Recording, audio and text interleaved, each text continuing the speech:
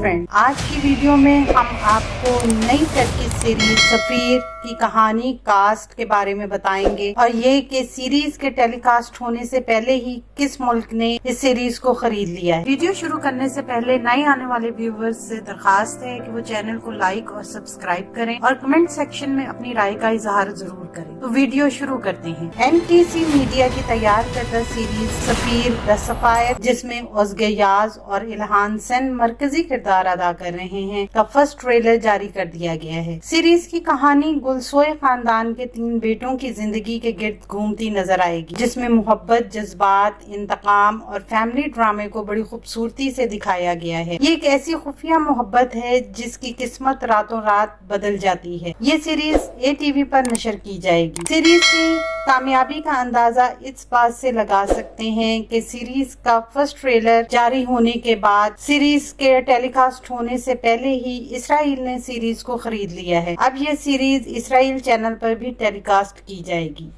आने वाले दिनों में अपने पसंदीदा ड्रामों की मजीद मालूमात के लिए हमारे चैनल को लाइक करें, शेयर करें और सब्सक्राइब करना ना भूलें। शुक्रिया।